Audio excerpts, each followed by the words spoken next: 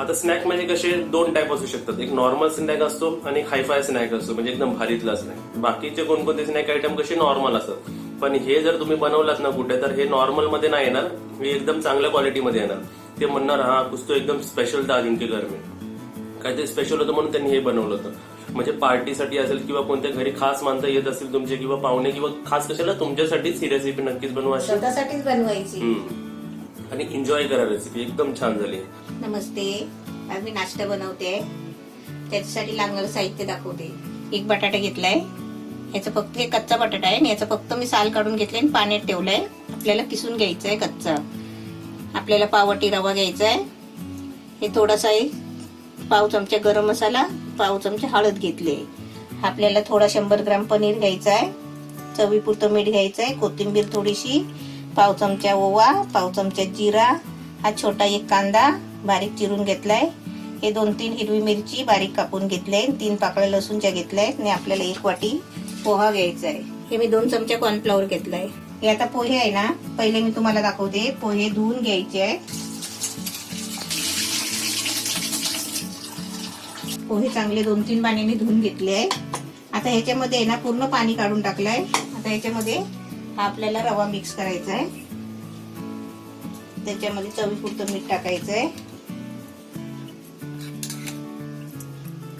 आणि मिक्स करून आहे ना असंच ठेवायचं आहे ढाकून. तोपर्यंत आपल्याला भाजी बनवायची आहे.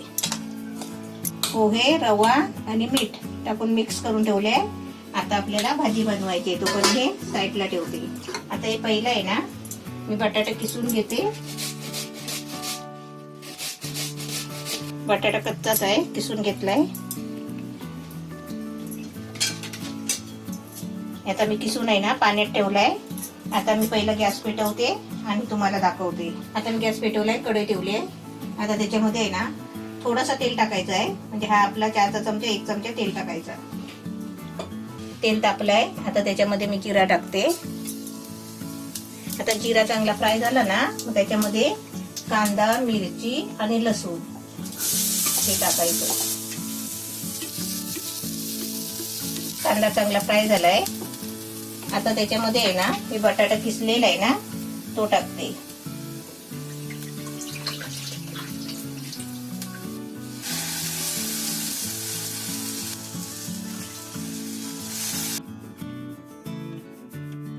बटाटा टाकलं की चांगलं ढवळून घ्यायचं, कारण ते कच्चं बटाटा आहे ना, ते चांगलं ढवळून घेतलं ना की ते चांगलं शिजतं. आता याच्यामध्ये आहे ना बाकीचं साहित्य टाकते. गॅस थोडा बारीक करते. आता आपल्याला त्याच्यामध्ये आहे ना पनीर किसून टाकायचं आहे.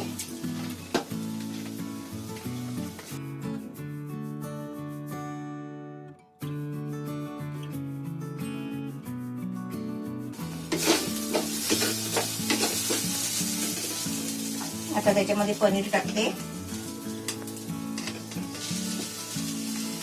पनीर आपण हाताने चुरून टाकला ना तरी पण चालेल, किसला नाही तरी चालेल. आता त्याच्यामध्ये हे सर्व मसाले टाकते. ओवा, आपल्याला मीठ चवीपुरतं आणि गरम मसाला, हळद, थोडीशी कोथिंबीर. आता हे सर्व मिश्रण आहे ना एकत्र करायचं एकजीव.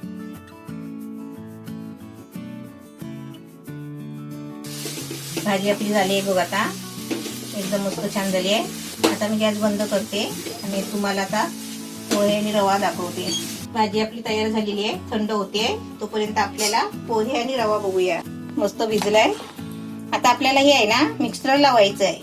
मिक्सर लावून चांगली त्याची पेस्ट करून घ्यायची आहे बारीक. थोडा थोडा करून मिक्सरला लावून घ्यायचा. आता थोडा पाणी टाकते. जास्त नाही टाकायचं, आपल्याला सुक्का पिठासारखं बनवायचं आहे.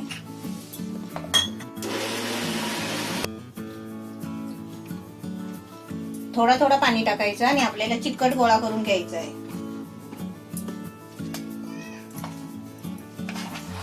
आता ते दुसरे पोहे आहेत ना ते पण असेच वाटून घेते.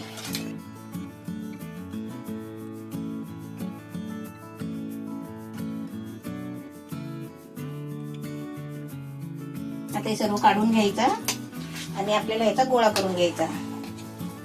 मिक्सरला चांगलं वाटून घेतलंय. म्हणजे आपल्याला एकदमच बारीक पेस्ट नाही करायची आहे, म्हणजे थोडे जाडे पोहे आणि रवा मिक्स व्हायला पाहिजे.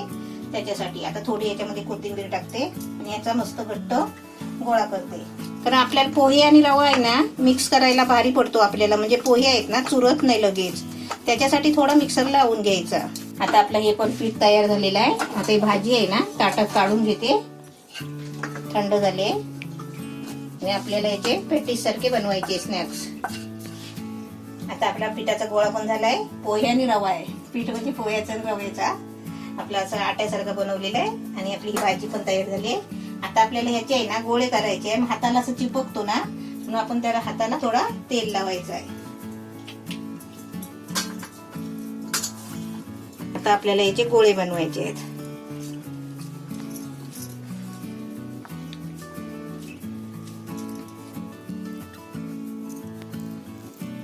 ते मी 12 गोळे केले आहेत ना, मग ह्याचे भाजीचे पण मी 12 गोळे करून घेतले आहेत बघ, असे 12 भाग करून घेतले. म्हणजे कमी नको पडायला, जास्त नको.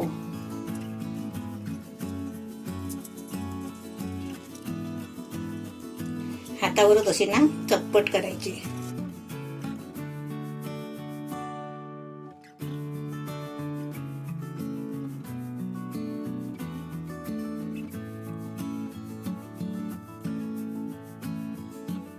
कबाब सारखे पॅटीस है ना.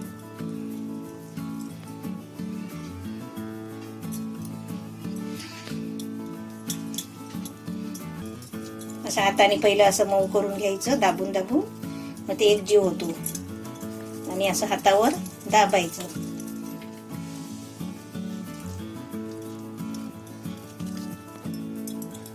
जास्त पातळ नाही, जाड नाही, कारण आपलं त्याच्यामध्ये आपले सारण भरलेलं आहे ना, म्हणून जास्त पातळ पण नाही दाबायचे, पण पॅक करायचे. बाहेर भाजी नाही आली पाहिजे.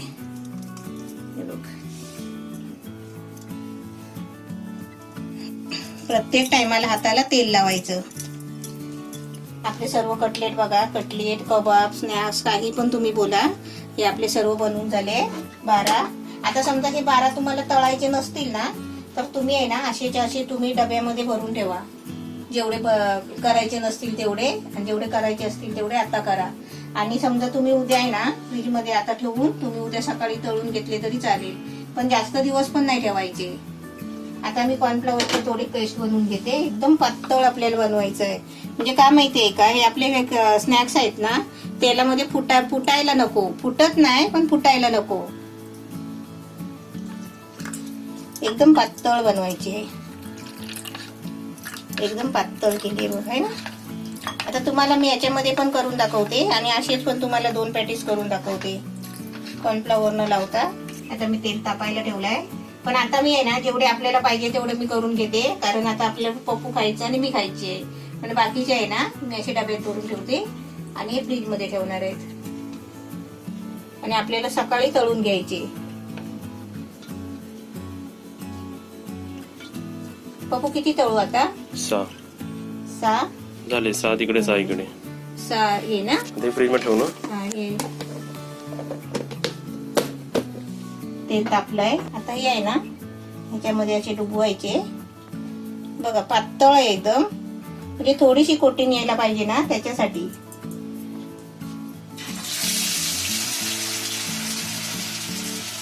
तेल तापला की गॅस बारीक करायचा.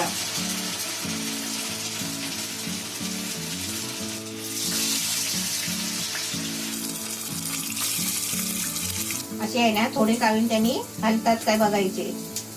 असे एका बाजूला करायचे आणि आपल्याला अजून ते 2 टाकायचे आहेत ना, ते टाकते.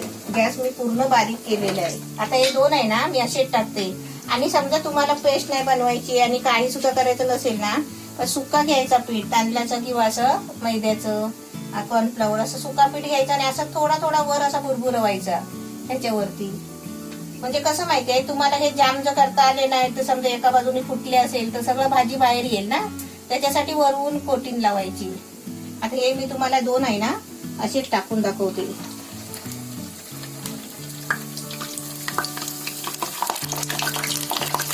आता मी गॅस आहे ना मीडियम केलाय, कारण आपले सर्व त्याच्यामध्ये पॅटीस गेलेले आहे.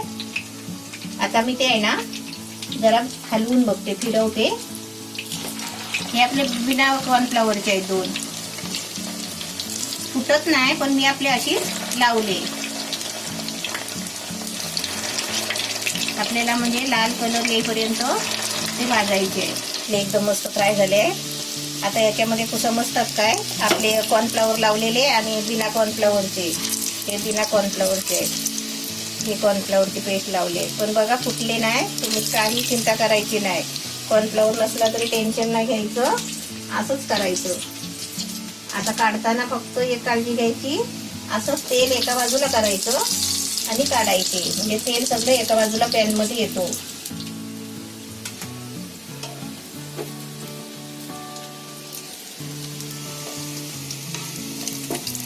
हे आपलं पॅन मध्ये तेल उरलंय ना, ते आपले ठेवलेले आहेत ना पॅटीस तळायचे, ते ह्या तेलामध्ये आपल्याला तळून घ्यायचे. आणि आपल्याला तेल थंड झालं की चांगलं त्याच्यामध्ये गोल ताट मारायचं, झाकण ठेवायचं. त्याच्यामध्ये पाणी नाही गेलं पाहिजे, ती काळजी घ्यायची. आता जर समजा 2-3 थेंब पाण्याचे गेले असतील ना, तर उद्या आपल्याला तेल गरम झालं ना की चरचर चरचर उडतो आणि आपल्याला हातावर पण उडतो. त्यामुळे तेल व्यवस्थित झाकून ठेवायचे. आपले बघा, तुम्ही काय ते त्याला नाव द्या, कबाब, कटलेट, स्नॅक्स. आता आपले मस्त रेडी झालेले आहे. आता तुम्हाला मी कशावर खायला देऊ पप्पे? कशावर हो? Sauce, mayonnaise. सॉस आणि मेयोनीज. तर आता तुम्ही इकडे बघू शकता आपली रेसिपी एकदम पूर्ण रेडी आहे. मायोनीज घेतलाय आपण, सॉस घेतलाय. तुम्हाला अजून हवं तर आपण दुसरं काय घेऊ शकतो. आता मी तुम्हाला रेसिपी तोडून दाखवतो आणि टेस्ट करून दाखवते कशी झाली आपली रेसिपी. तर ही बघा आपली रेसिपी. आता मी तुम्हाला तोडून दाखवतो. कुरकुरीत झाली बाहेर, एकदम कुरकुरीत क्रंची आहे. आणि हे बघा, वाफ येते. एकदम मस्त वाटते. सर्वात आधी तर विदाऊट सॉस आणि विदाऊट मेयोनीज तुम्हाला मी खाऊन दाखवतो. कुरकुरीत झाले.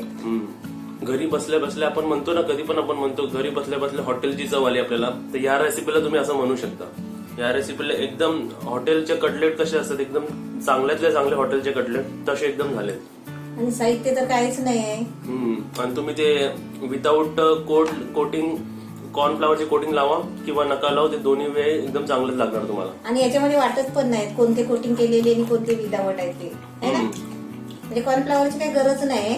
असे तुम्ही फ्राय केले तरी पण चालतील, डीप फ्राय केले, शॅलो फ्राय केले तरी पण चालतील. तर मला असं वाटेल मला वाटत होतं की मी आतलंच खाऊ, पण इकडे कोटिंग पण चांगली लागते आणि आतलं सुद्धा खायला चांगलं वाटतं. एकदम भारी वाटते. कचोरी सारखं झालंय. बघा, आता याच्यात तुम्ही काही मिठा पाणी टाका किंवा तिखा पाणी टाका आणि पाणीपुरी सारखं खावाय बघा. हे मेयोनीज बरोबर आणि हे सॉस बरोबर खातो बघा. टेस्टला एकदम जबरदस्त झाली रेसिपी. तर मग तू पण टेस्ट कर.